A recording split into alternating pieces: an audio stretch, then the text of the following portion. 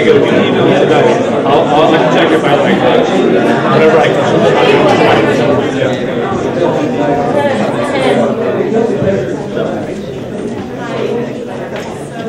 Thank you so much for coming. As you all know, I'm Carola, Frege, the current chief editor, and I welcome you to the grand finale of this anniversary event.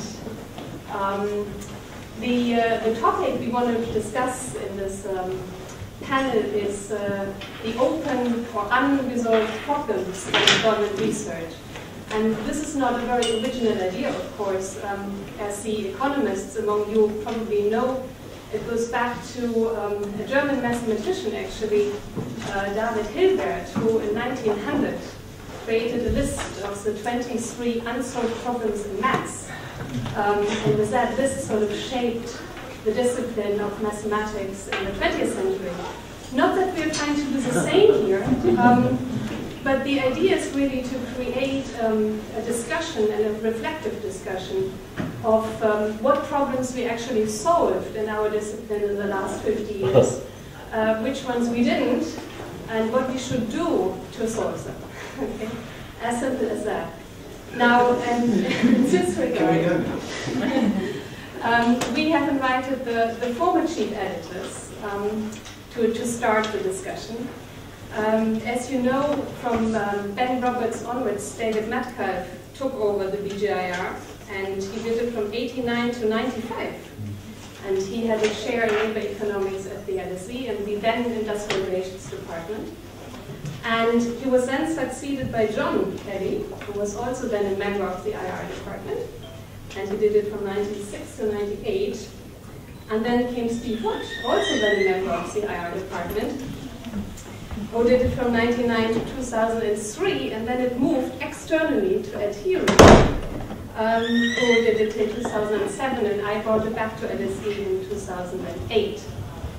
So with that, I would like to start with David, and then sort of go chronologically to give Robert. Thank you so much. Okay, thanks. I mean, I know we should be brief because everybody wants to get to the drinks. I just want to preface my remarks by saying, I mean, I did know Ben Roberts very well, so he was the founding editor of the British German Industrial Relations, and I just like to sort of mention that. I mean, first of all, of course, he was very knowledgeable. I mean, and very sort of trusted in setting up the Industrial Relations Department. I mean, he was absolutely right in his concerns about trying to get a mix of pro-union labour laws and lax monetary policy, because that was the sort of the disasters in the 70s. He was also right, not being part of the Donovan gang, about the use of law in industrial relations. And two absolutely major issues. He was very important in LSE governance, especially in the troubled times. This was just around the very first time I came to LSE in 68, 69, and from all accounts, very much a safe pair of hands. He also, of course, was a very good talent spotter. When I was first around LSE, the Industrial Relations Department basically consisted of him, and then Johnny Jennard, who sadly just died earlier this year, Roy Lewis, distinguished labour lawyer, Sheila Rothwell, who went on to Henley as a professor, Ray Loveridge, professor at Aston, and Dave Winchester, who was professor at Warwick. So I mean, all of these people had excellent careers afterwards. So I think, in a sense, I'd just like to pay tribute to them. Now, in terms of, I'm coming at what we've done and what we haven't done from an economist. I want to talk about equity and efficiency, okay, as economists do. On equity, I think that there's still a tendency to focus on old Marxist battles, the functional distribution of income. Okay, it seems to me people should be focusing much more on individuals. Okay, the Marxist battle has been won. The labour share in national income has gone up and up and up. It's declined a bit recently, but it's gone up. So I mean, I don't see what the issue is. Let me give some examples of what I mean about focusing on the size distribution. If you take top pay, the top 200 people in Barclays Capital earn more than the top 200 CEOs in Britain. Okay, that's absolutely staggering notion. And yet, how many studies have we ever had of what these people do? Why has nobody in industrial relations gone to track what these financial traders do? like I did, getting up early in the morning for loads of times to go to Smithfield Meat Market, for example. But I mean, how is it they can earn so much money? What job do they do? You know, we ought to be very well placed to be able to do that, and yet nobody actually does it. If we're concerned with the welfare of workers, I must say I think the continual study of trade unions is just crazy. There's a lovely thing from a British review in the BJIR, I think last time. A common theme across all chapters was the disheartening inverse relationship between the increased organising and the continued density decline. We don't need any more studies telling us this. Okay? If we're concerned about the welfare of workers, we should be thinking much more about wage protection, for example. Okay, the national minimum wage, the living wage, fair wage provisions. We should be thinking about job protection. Okay, how do those laws work? What about safety? Using much more about methods about the value of life. The stuff that Howard and my colleagues like Maria have been doing on occupational licensing is all important, and of course pension provision is all important. We don't need more studies looking at union density. There's much more focus on that. On efficiency, for me the major issue remains work incentives. What is the nature of the contract inside the firm?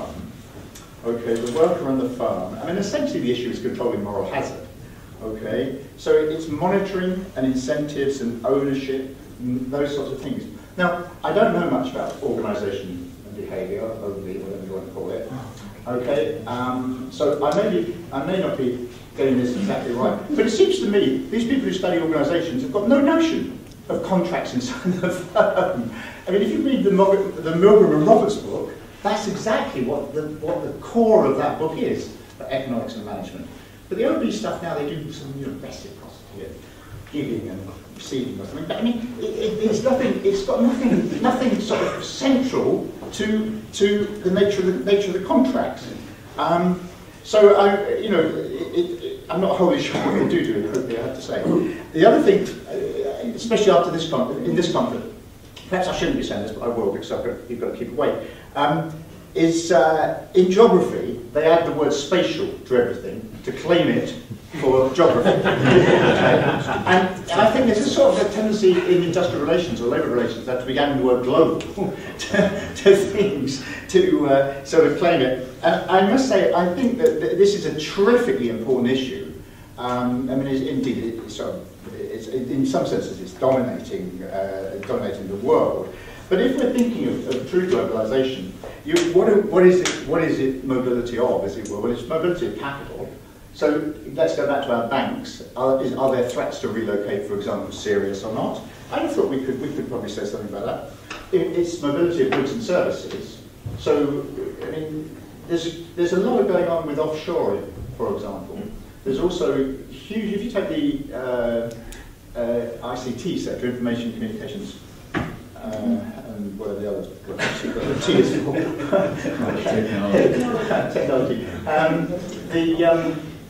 There's very large numbers of Indian workers coming in to work on contracts. They work for Tata Consulting, but they work at British Airways or British Telecom or somewhere. And that's changing everything works by projects now in ICT. That's changing the nature of the labour relations system, the employment, the nature of employment, possibly unfair competition for British workers and so on. Changing absolutely profoundly. And so that's we've got movement of capital, movement of goods.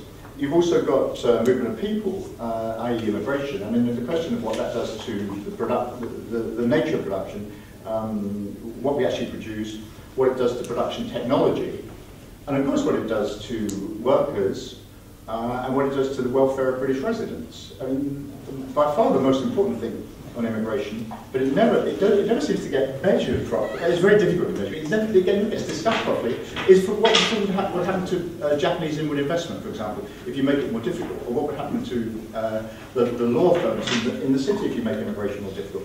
And I'm sort of amazed that we in industrial relations, I mean, I'm speaking sort of from the economic side, don't seem to have much to say on that, even though immigration is the second most important issue in all polls after the economy. The economy is obviously the first one. Immigration is the second one.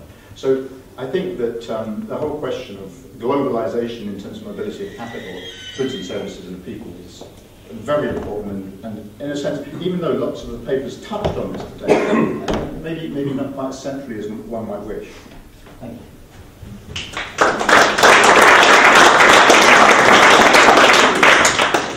Okay, well, David and I will disagree, as we always used to, I think. Actually, first of all, the Labour share of national income has been declining for 30 years. Virtually every advance is capital. Well, then the EU statisticians have always got it all wrong. One way of coming at this question of unsolved problems is to ask, how do we constitute problems in the first place? I mean, how do we determine what is a research problem? And it seems to me there's at least three ways of doing that. And one is to start with theoretical or empirical puzzles or anomalies. So this, the last 2 days we've had a number of references to varieties of capitalism and varieties of capitalism literature, the debates and different ways of classifying different national systems. But actually, if you look at some of the trends over the last 30 years, not just the labour income share, but 9-to-10 ratios in income inequality, precarious work, union decline, and a range of other indicators. The very interesting feature of these trends is that they're actually pretty much universal across all different varieties of capitalism. These phenomena are moving in pretty much the same direction. And so that does raise an interesting theoretical question about the status of varieties of capitalism as a broad theoretical approach for doing comparative work and looking at national systems within the global economy. And a number of people have raised criticisms about the approach in the last few days, but I would strongly urge you to read in the latest issue of Politics and Society, the Carola and Howell piece, which is kind of reviving the notion of convergence across the advanced capitalist world. I mean, noting the continued variety of institutions, but arguing that institutions are being made to serve rather different purposes. So that's the first way in which we constitute problems, I think, is by identifying anomalies or puzzles, things that don't quite make sense given our existing frameworks. The second way we do it is by identifying new phenomena, and I think we've seen a lot of papers today which have looked at issues like international framework agreements, labour standards, the role of CSR codes, and so on, often in the context of global value chains.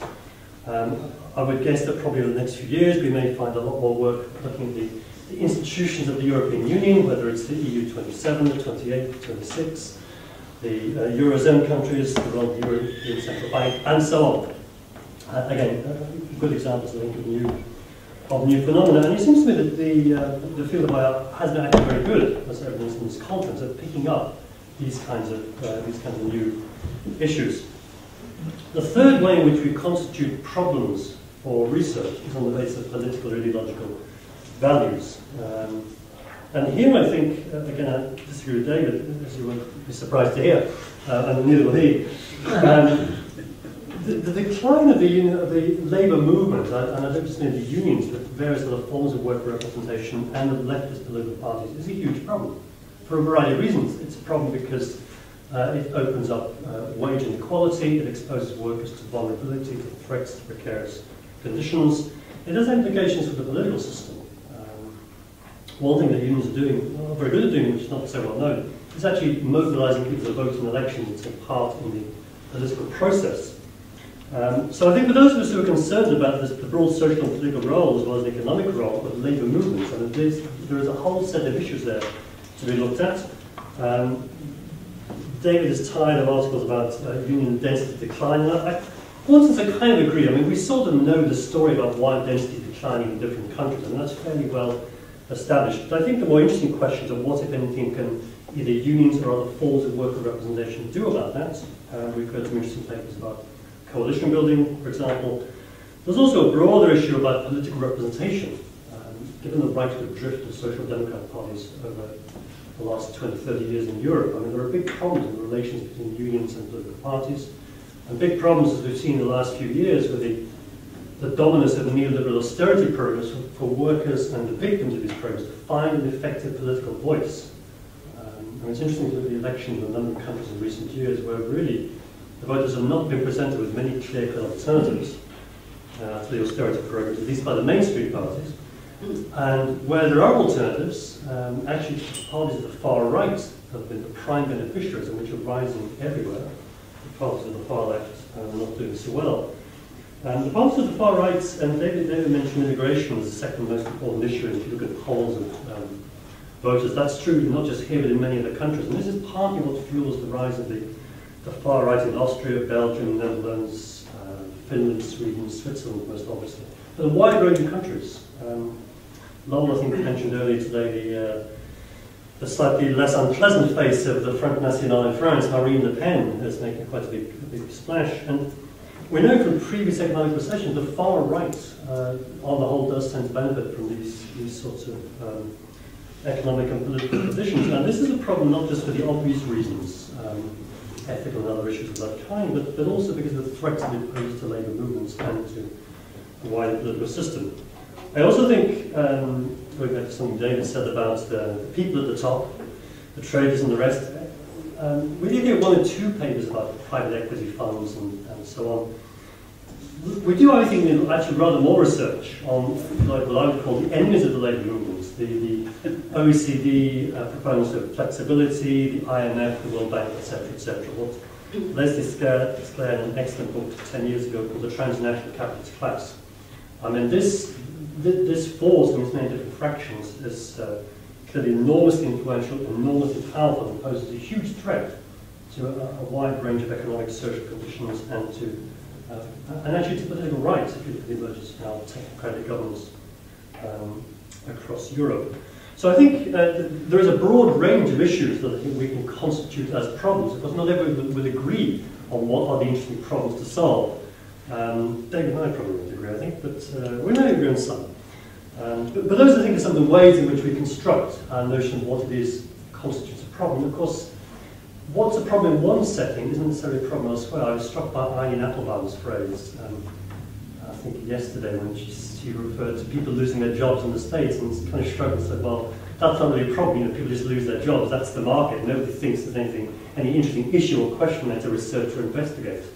So I think that reinforces the point that what is a research problem has to be constructed, you know, on the basis of values, theory, or some other criteria. They don't just emerge ready-made from the external world. We construct and decide what is worth investigating. So, thank you very much.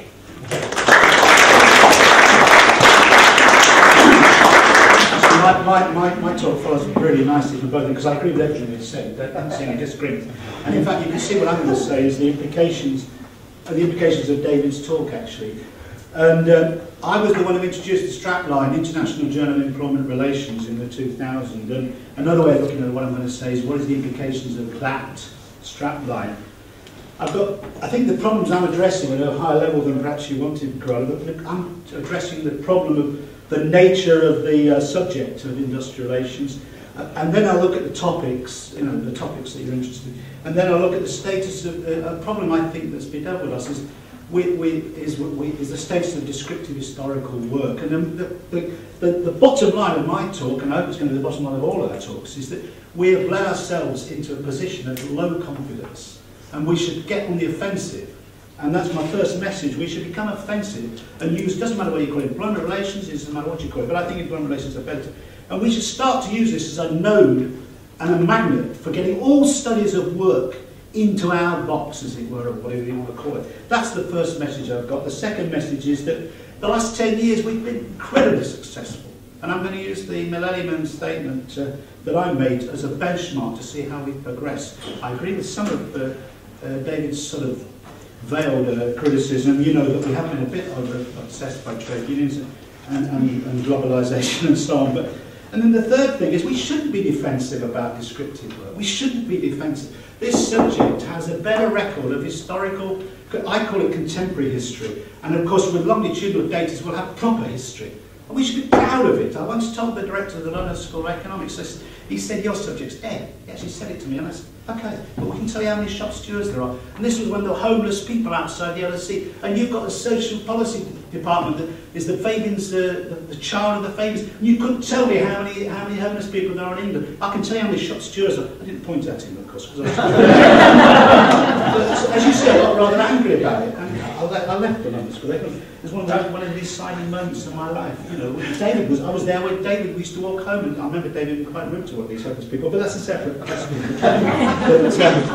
Anyway, so that's my agenda. I'm going to talk about, first of all, I'll talk about the subject, the journal, And then I'll talk a little bit, these are cues for me to talk about Leicester, not Leicester City, the University of Leicester. We'll talk about Leicester City later. But it's a really interesting topic. But talk about Leicester University, what we did there. And then I'll talk a little about the journal, and then I want to talk about words, because I'm the ESRC's rep on words, and I think I'm quite interested in what's going on there. So these are the subject is pretty simple. My passion is work. You know, that's what I'm studying. I'm not studying representation, I'm studying work. And then there is a criticism of the papers, and I think some of the questions Howard asked, I know this got a bit far from that. And of course, going back to Leicester, I realised what was the origins of my interest in work. Well, at the age of 4.5, I had a post office bank account. I mean, I don't know, you know this, I never told you this, babe. But I had a post office bank account because I was a choir boy, I was a child labourer for 10, 15 years, and my voice broke. What did I going to do? I became a butcher's delivery boy at the age of 13, and then I worked at the Grand Hotel. Work has been a really central part of my life, you know. And the other defining moment of my life was I read this autobiography of Ford, which was the time when the journal, something the same year the journal first did. And the only reason I read this was the first adult book I ever read, you know, proper adult. You know. It's really, I was a bit dyslexic. And the reason was because it was the first book you could get to without the librarian seeing you, because we basically wanted to fall around and look at it. She was very delicious, this woman. She was like, well, I just mother. She was like something from Blow Up. And that's the origins of my career, really, are based on being a choir boy and reading this book on Ford, you know. And these things, and you want to go back and think about why you're interested in the subject. And it's been very revealing. So I think we should be imperialist, and I think that if you go back to the history of our subject, mistakes have been made all along the line of fragmentation. The classic one, Tom Cogan wrote this really nice paper with McCursey about the bedrock of collective bargaining as Taylorism. So if you say, well, okay, then, well, it should be studied as a set. Well, they weren't, they were separated. And if you think about it in terms of relationships between unionism and satisfaction, we don't have a constant, sometimes we get negative results. This is job satisfaction. Well, it's because you have control for Taylorism. I mean, what is the purpose of something studied? And then we had the white Dunlop debate, another one, fragmentation. The worst thing that happened in Britain was the unitary pluralist distinction. Taylorism was never unitarism. It was mutual gains. That's the whole point about Taylorism. We wanted to develop mutual gains, and the same with human relations. And then most recently we had this terrible debate about HRM and so on. These are fragmenting the subject. So I'm all for using this as a magnet, and the time is right to do this. And as we go into VCs and defining something new, because OB, as David quite rightly said, it's very, very difficult to explain. And they still don't talk about trade unions, massive organisations for trade unions. And this is what we're actually going to do at Leicester. We've taken over the shell of the Centre for Labour Market Studies, and we're going to try and use this as a vehicle. And there must be plenty of shells around, like the Centre for Labour Market Studies, where you can sort of bring this back. And there will be a chair, so if anybody's got it, we need a director of the Centre for Labour Market Studies. That's my contribution to Labour Market Studies, is to advertise a job. The second area is I want to talk about the topics. And I went back to the Millennium Statement I made, and I'm going to use that as a benchmark of how we've gone in the last 10 years. We said we wanted to broaden the scope of substantive issues, gender and ethnic diversity, family work interface, paid unpaid work, ageing society, individual conflict, David mentioned it, business ethics and practices. And I think they're all they're still very, very important. We have the insight, and we haven't done enough on this, particularly on the family work interface. I'd like a bit more on that. I would add to that the migration one that both of you mentioned, and youth. No one's mentioned youth. Certainly in England, I mean, it doesn't go without saying, we really do need, and I know Melanie, what's her name, Melanie Sims is working on youth and trade. And another area is workplace aggression, of course, which has been mentioned by Catherine and other people. And we can go on. The second point I made was that we need to extend the disciplines, and mentioned psychology, anthropology, political science. And I think that's happened to some extent. There was one mistake I made there, but we're entitled to one mistake, aren't we? I mentioned we should also consider postmodernism, but that was a mistake, I'm sorry. And fortunately, no one has sent any postmodernist papers. Well, they perhaps got rejected, because you never see papers get rejected. But anyway, let's leave that aside. We won't go into that. Then we talked about the process of internationalisation, as the third area that was very important. And of course, the whole of this conference, particularly yesterday, has been testimony to the fact that that truly is when I took over the journal, it was like the British Empire Journal of Industrialists. And then we got into Europe, and now it truly is an international journal, and people are queuing up to publish it, as you know, and so on. So I think that's the second bottom line. You know, we should be proud of what we've achieved. And the journals, I mean, it's debatable whether there would be a subject about the journals, because the departments have been ruined. I mean, you know, they don't exist, do they? So where would we be without the journals? You know, there's the IRJ, and Richard's European Journal, the ILR. Well, some people might debate whether the ILR has been false for good, but it's certainly a cure for insomnia for some people. So that's the last point I just want to finish with then, is this notion of description and mapping and so on. And you know, it's not a question, it's the debates about theory versus description. These are for the birds. And the point is, you can't, as Popper said, he's very rude, it's not this particular room, but you know, you can't observe without a theory. So it's always been a bit of a false thing, and there is some truth to abstract empiricism and so on. But we should be proud of what we've achieved from it. If you look at the Evolution of Industrial Relations book that I was privileged to be part of, and Francis was part of, and I think somebody else in the room, but you know, that's a really good book, you know, and it's really insightful. 25 years in, so there are many. It's a marvellous book, you know? And that, as it were, comes, and that's why we should. And this is another challenge. We don't just have to take for granted these data sets. We have to make sure they carry on existing, and in your own countries, you get some better data. You know, let's really, we should go on the offensive. We've been outgunned by people wanting to study other areas and getting a lot of money to collect data, which may not be as useful as the study of work. Because the work, as we've seen today, connects with all the issues, the big issues, the climate change issue. I thought one of the papers that connected that very good, the health issue, you name it, just about every issue. Now, that's what we should take the issues to the big issues of society, like migration and so on. And even if we're doing micro studies, we should take these to the big issues. And I'll just finish by saying that the WIRS data, it's very important you use it, very important, because there won't be another WIRS unless it's used very strongly. And it's not clear there will be another WIRS, then it's very important because of what I've said, that we campaign to keep, have another one. It's not clear when it will be. And this is designed to have quite a long shelf life. And the data will be available in 2013, early 2013. And the book, there will be a source book, which won't be a source book anymore. It will be much more theme-based. And one of the consequences of this is it will be more exciting. But secondly, of course, we can put those, all the tables will be on the websites and available and so on. But third, it leaves you more room, because we're not trying to do the definitive book. And in some senses, it was a bad mistake, because you can never do the definitive book. So there'll be plenty of scope for you to work on WIRS. And of course, the longitudinal data is getting better and better by definition, because it's over time. But the panel has been improved, and we're particularly working on the question of recession and industrial relations. But there's so much work. There's a lot of new questions on pay systems in the employee survey. This echoes a point that David made about the importance of contracts in central systems. And also there's a question of sexual orientation and some new questions like that. But the important thing I want to stress to you is that the worker representative questionnaire has been completely changed, and it's never been used enough, and for God's sake, use them. And so I'll just end with another last point that no one else has mentioned, is it's not a question of the workplace versus value chains analysis and so on. You know, the units analysis is going to vary depending on the question. And I thought that the introduction of the value chain thing is important, but it's got to the stage of looking like a panacea, and it's just one way of getting the macro, the meso, and the micro level connected, and it's not a panacea, obviously.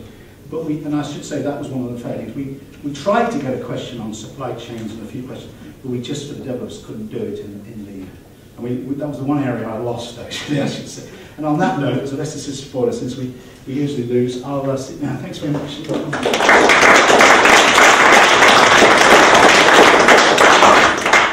Right, I'm not going to outline a research programme, Heery's research programme, rather just a small number of quick reflections on the changing nature of the field, partly prompted by attending the conference, which I found very educational, enjoyed it hugely, and I think it shows the field in good light. First point, though,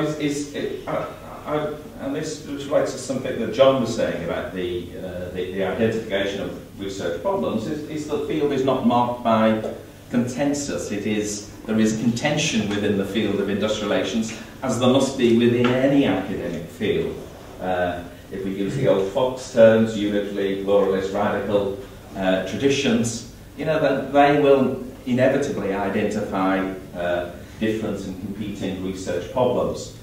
I think inevitably the huge practical question that the field will deal with in forthcoming years is the global financial crisis and responses to it.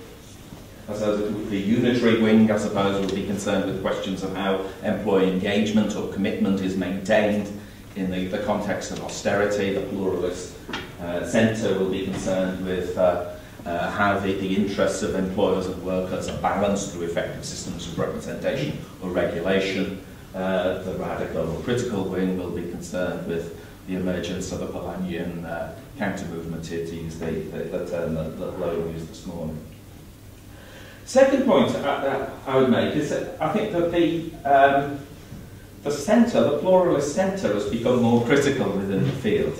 When I entered it, it was concerned with the problem of order, if you like, of disorderly workers who went on an official strike, restrictive practices, achieved low productivity, and so on. I recently read John's biography of Alan Flanders, and this obsession with the disorder in the British workplace comes through very strongly.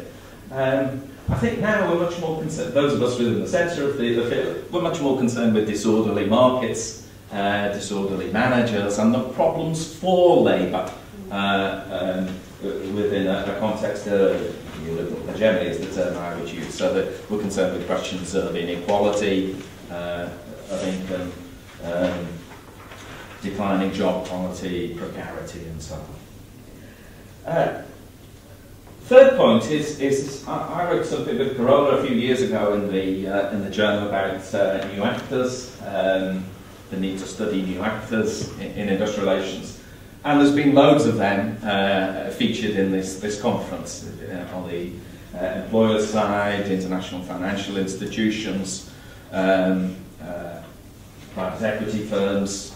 People were talking yesterday about the CSR industry. And so on the employee side, global union federations, European Works Councils, but also NGOs and other civil society organisations. And I think this is a very heartening development to see this spreading of the field to engage with these new or previously neglected actors. So something quickly about them. Many of them operate on a global scale.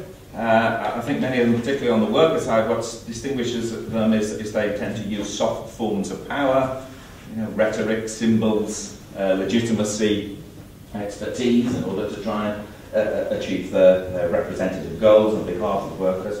Many of them as well are not solely employment focused. So we're studying increasingly institutions which aren't confined to a traditionally conceived industrial relations institution, and because of that we are borrowing theory and concepts from fields beyond IR. Third point is struck me at the conference is the interest in new processes, job regulation, or however you want to term it. And two things I think have struck me over the past couple of days. One is the movement within the field to studying weaker forms of joint regulations. I don't think we've had anything on collective bargaining, but we've had lots of stuff on social dialogue, various forms of consultation, and I think that's an interesting development. The other is the growth of private regulation. Codes of practice being developed by civil society actors, by giant firms, trying to regulate behaviour along the supply chains. And I think this is one of the things that struck me about the conference.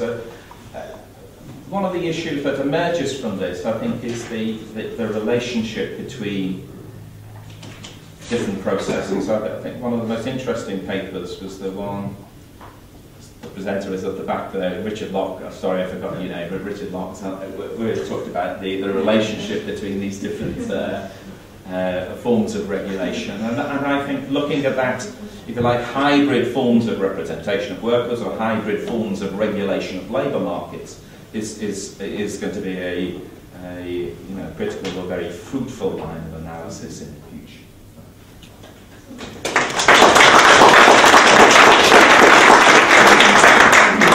So we want to open the floor for comments and questions and criticisms and interaction. With the audience, yes. It's sort of them debating and with us. Yeah. Well, short and provocative. Have you any predictions? With all the current disruption, the Eurozone existing crisis, global shifts, any predictions for the issues that are going to be? You mean issues for the field? Yeah, for the field and for the issues that confront the issue of employment. In that, well, I'm not sure the next 10 really, I think. More inequality, growth at the far right, more general strengths.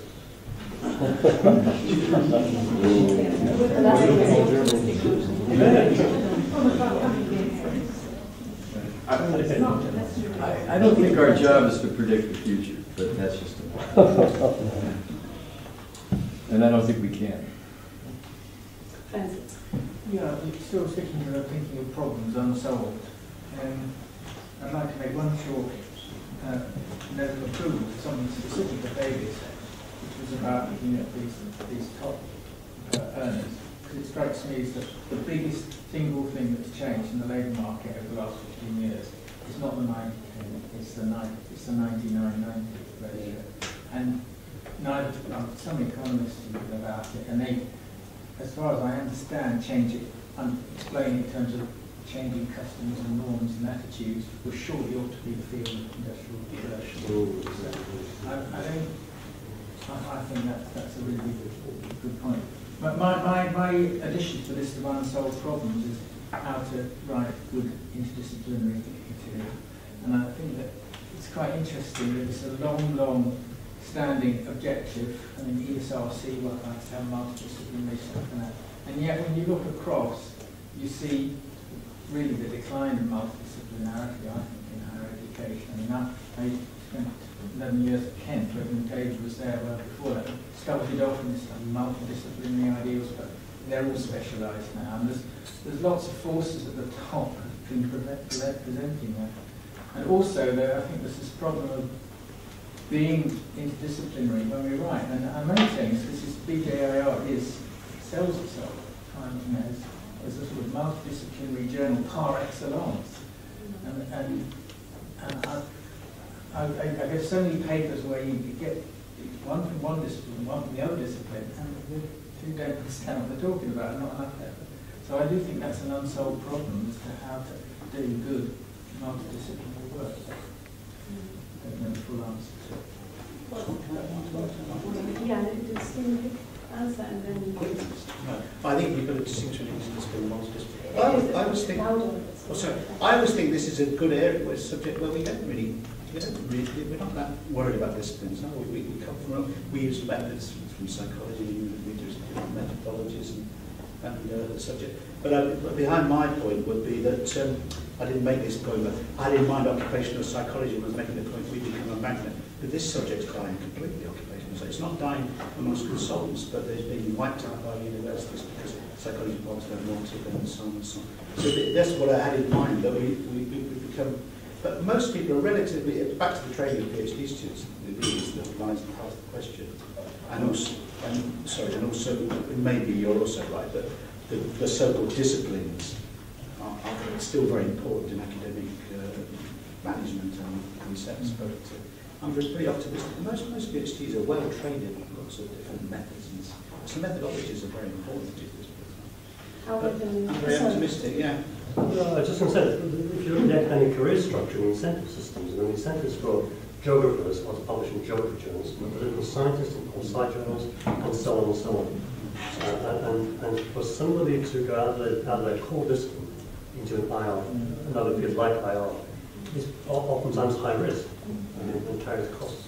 The other area where sort of where it gets specialised is further back in schools, where there's such a resistance to expanding beyond the ridiculously specialised A levels and so on. Then I think that carries through the British culture. How many minutes? I'd like to pick up on. Can you speak up a bit? Yeah, I'd like to pick up on David's point about trade unions and use it as a way to say something about employers and management.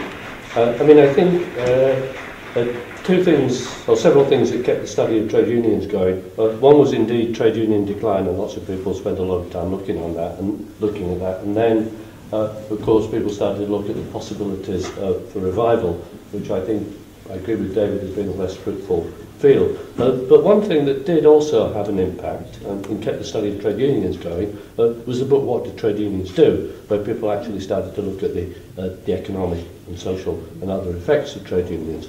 I always thought that apropos of that, the next area to go on to was what do employers do, and to some extent we did with the study of human resource management. But really I think, and I'd be interested in your reactions to this, has the field of industrial relations really lost out on the question what do employers and what do managers do? In that much of that has migrated to general management journals and other areas. If I may be allowed a personal point, and a point which brings in Ben Roberts, I wrote what I always considered to be, it was my first article. It was a classic but much neglected article entitled, pretentiously entitled, An Approach to a Theory of the Firm in Industrial Relations. And Ben, and this is the Ben story on this, I showed it to Ben, and Ben said, yes, just make a few changes and I'll accept it for the journal. And that was the way the journal worked in those days. You know, you got in not through any lengthy refereeing process, but still, it was entitled, as it said, pretentiously entitled, An Approach to a Theory of the Firm in Industrial Relations. And I wonder whether the field has really made much progress in looking at employers and management. Do you want to... I thought if you did a content analysis of the BJIR over the last 20 years, you'd find a lot of articles about managers or employment, or particularly maybe post Kogan's Strategic Choice, the 86 book. I don't know, that'll be my hunch. And maybe fewer in IRJ, it's only BJ, quite a few. I mean, you're right that a lot of these articles migrate into HR journals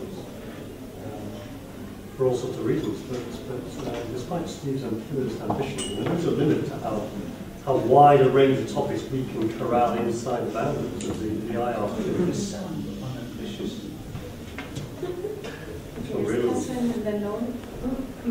My comment was really following on from Francis's. I think that is a really important one today regarding the professional and occupational structure. Can you speak up a little bit from the back?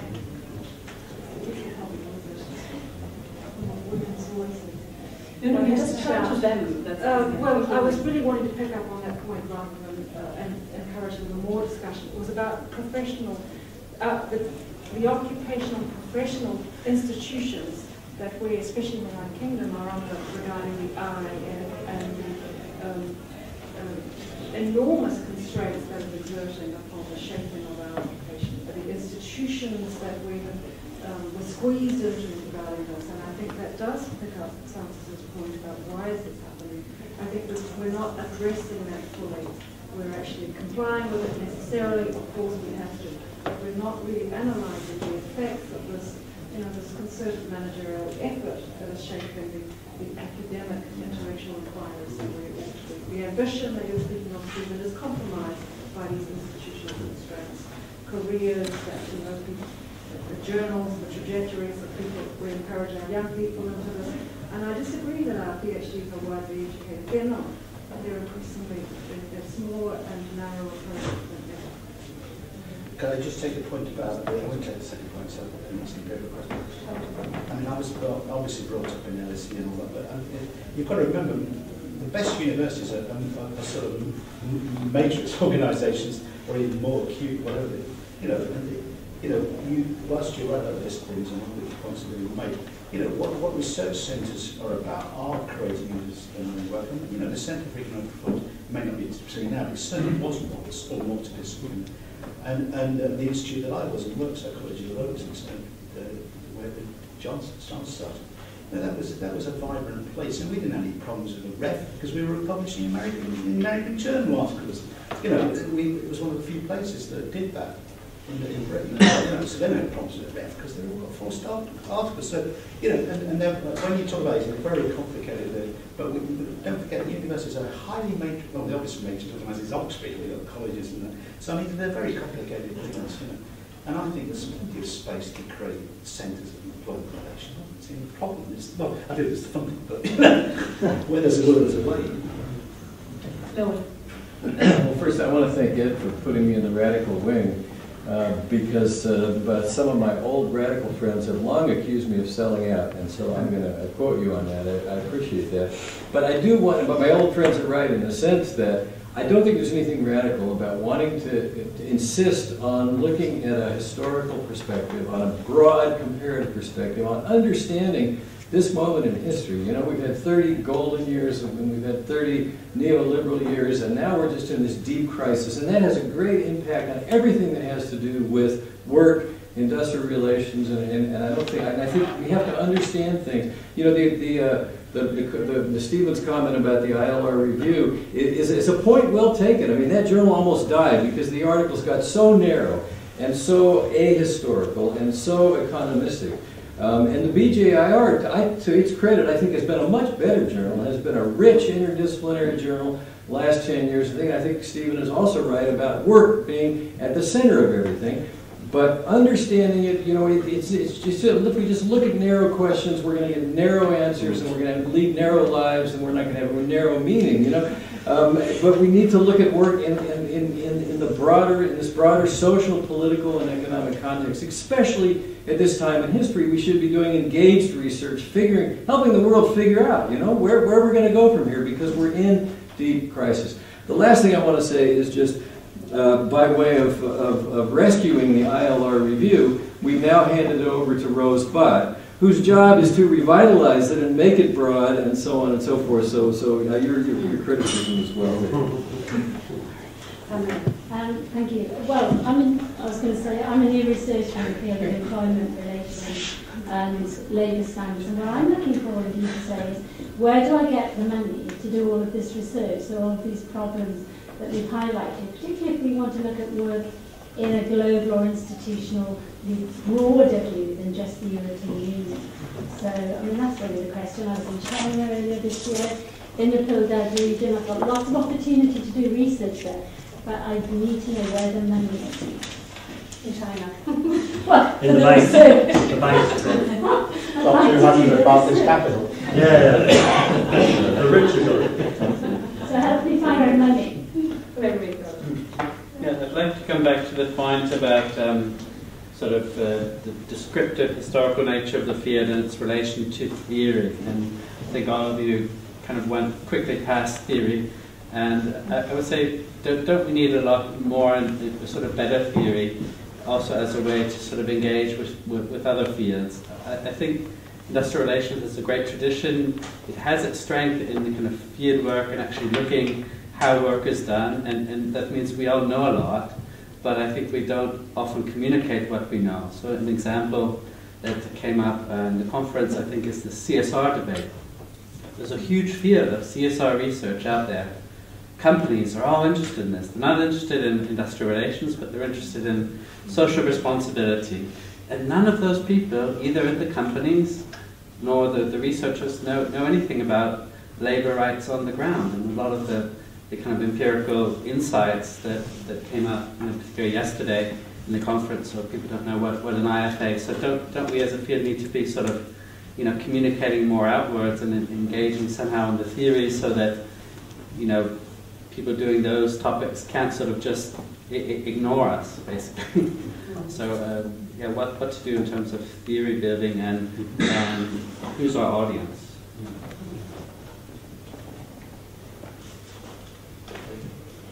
Well, I mean, to the extent that you're implying maybe industrial relations is itself a discipline and therefore can have its own theory, I'm somewhat sceptical of that. And I think we come at it, I come at it as an economist, other people come as a psychologist or sort of historical dimension or whatever.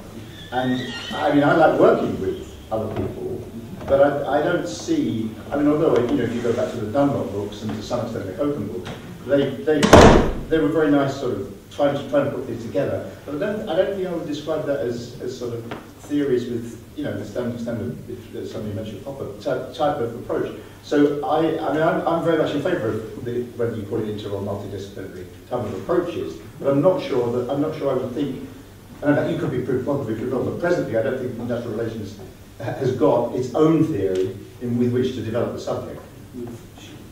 It's an issue of we import a lot of theories in and then have a self-referential discussion about them. And my question is, how can we take the insights that we get from that, which are important, and project them back out to change the debates in other fields in a way which makes the world more lively and oh yeah, but I know that that's we have done that. I think terrifically successfully in economics, because I mean, in some senses, the economists will always go on about inside the black box without talking, without doing anything about it. There's large amounts of work now in economics, I think largely prompted by what people were doing in industrial relations, which now looks.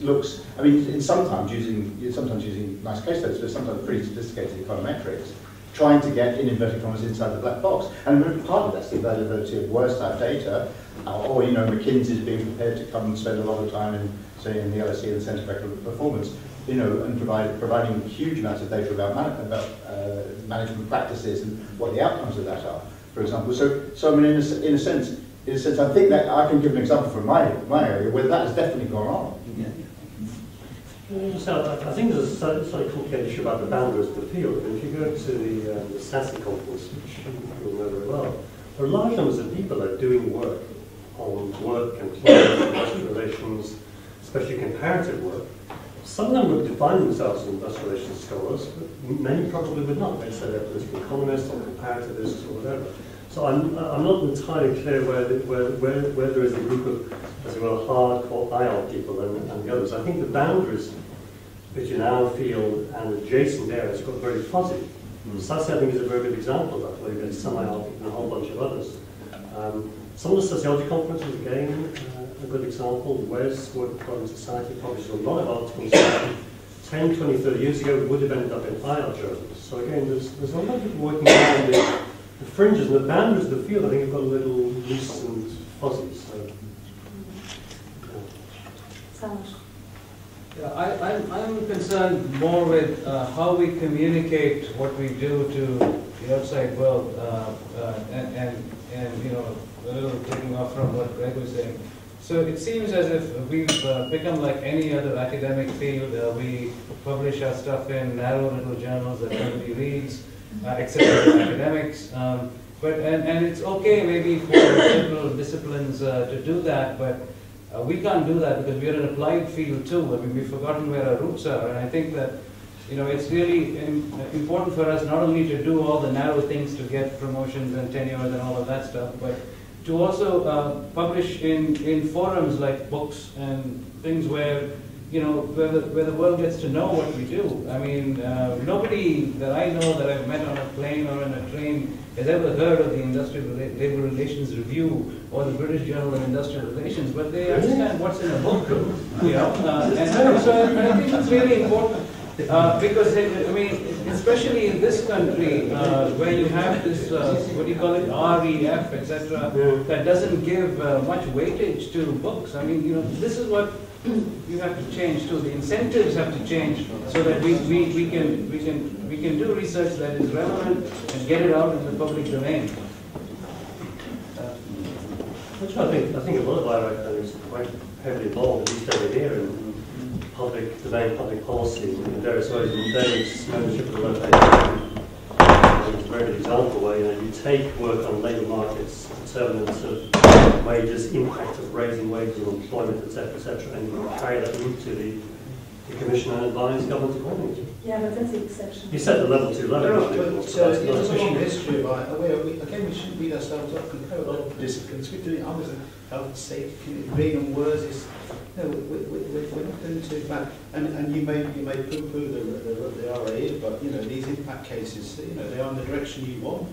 What you say, and I think again, it shouldn't be us. And I think the point about, again, I don't want to say too much about the CP and so on, but if you look at Centrepiece, their journal, which that is a classic example, because you don't expect people to know about the British Journal Industrialists when on a plane. But I mean, notwithstanding the fact that it's most widely read by sixth form economics teachers, but the other side, it's been a very successful dissemination device. And the issue isn't. The issue is, why isn't there more of that going on? It's partly your plan for money. And that's why we need to concentrate resources. We need to strategically think about where we're going to place these so-called centres, and not just have these quiet little cliques in the middle of London. We have to go in the offensive, find the places. The European Union, the SRC, lead you, and we have to slowly and build, come back and we've been outmaneuvered by lots of other people. The work and health agenda's been taken over by other people. We've been outmaneuvered, and that's my central message. Wherever there's money, get in there and start. And it's this long drift. The effects of what I'm saying, if it has any impact on it, will be long past when I'm dead. But it's a long game we're playing here. Yeah, but I want to defend Sarah. It's sort of, how many IR people do you see on TV or sort of in the newspapers talking about recession and the impacts on work and employment? I mean, it's a crucial debate out there, but we're not really part of that. I mean, who raises that? A little bit. Right. There's an interesting point. I mean, I do a lot of radio and TV work, but it's on strike. So how I'm trained as an IR expert is somebody who knows about unions and strikes. Unions are only interesting when they're on strike. Exactly. And so that's when I get called up. But all the other stuff, all the other issues we discussed here today. Yeah. Well, it's a more general about academics now. Sorry, but just say, well, what's curious is that there's been no mention yet of the new new media. And you've got, new campaigning groups using the media, and, sorry, Sarah, you need a little bit of voice, and yet there's an emerging Twitter and blogs. Well, Twitter, blogs, but also the Labour Network and all the rest of it. And we take their stuff, we get information from these campaigning groups about what's going on, but we don't contribute to that. I just wonder whether there's a way of, making a coalition or not. I don't know. Just thought about it now. This is not peculiar to industrial relations, in the sense that academics are now manoeuvred by journalists. If you watch Newsnight, which is a programme we have in England, increasingly there's less academics in general. It's not just industrial relations. I get phoned up about work and health quite regularly, and you only have 24 hours in a day. Why are we beating ourselves up about this thing? Why don't we just... All right, so I'm looking at the time, and I'm kind of thinking we're all ready for a drink. So I have to thank the panelists very much for